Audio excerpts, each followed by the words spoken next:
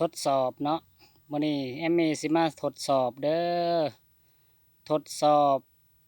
ปั๊มจุ่มไดโว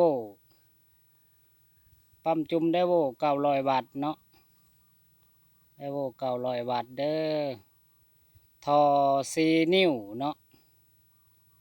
ท่อ4 นิ้วของบัตเลดเด้อตัวนี้เด้อไดโวบัตเลดอันน่ะไล่ฐานหรือว่าบ่มีฐานเนาะ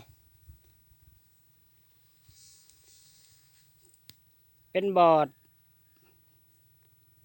แยกเด้อตัวนี้เด้อแอมมี่แยกบอร์ดออกจากอันน่ะแยกบอร์ดออกมาไว้อยู่นอกไว้อยู่กล่องเนาะเพื่อความทนทานแล้วก็ระบายความร้อนได้ดีเนาะใส่ซิงค์ระบายคักแน่เนาะซิงค์ระบายคักแน่เด้อใส่ยาซิลิโคนหลายๆเด้อตัวนี้เด้อเพื่อว่าให้ระบายความร้อนได้ดีกว่าเนาะดีกว่ามันสิมาอยู่ดีกว่าสิอยู่ในไดโวเนาะในโต้มันเนาะแยกไว้อยู่นอกมันสิทนทานเนาะวันนี้แอมมี่สิได้มาทดสอบหรือว่าลองเนาะนี่เอาเบเกอร์ขึ้นก่อนเนาะ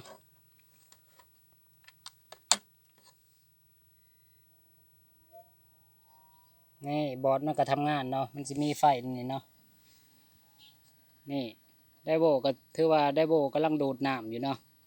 ดูดน้ำขึ้นไปจากน้องลุมไปหาน้องเทิงโอ้น้องทั้งเทิงบุเนาะน้องตัวน่ะนี่น้องใหญ่เนาะแพงนะแมนเป็นแพง580 บาทเด้อ2แพงต่ออนุกรมโมโนคัตเซลหับแดด2 ด้านนี่มื่อนี้แอมมี่กำลังสิมาเฮ็ดโครงสร้างเนาะโครงสร้าง2 เสาเด้อตั้ง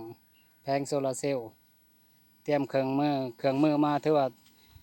เต็มคาราเบลเลยมื่อนี้ครบสุดแนวทั้งแนวตัดเล็กแนว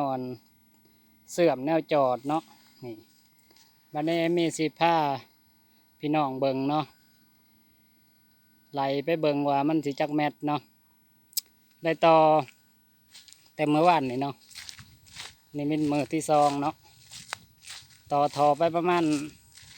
45 ถอนเด้อสิพาพี่น้องไปเบิ่งว่ามันสิไปหอดน้องนี่มันสินะแห้งสำได้น้ำเนาะหอดน้องตัวเทิงบุนนอกไว้กันซะ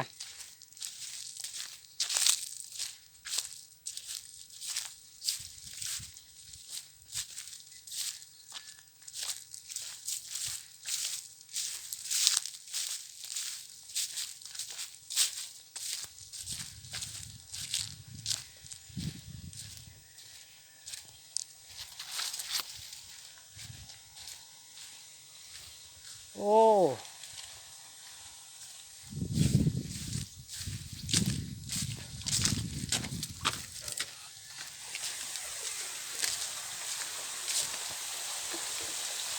ทอรุดเด้อดีเด้อทอรุดมันทอรุดออกจากนี่เนาะจักรุดจักแตกแล้วนี่โอ้ทอรุดน้ำหัวเลย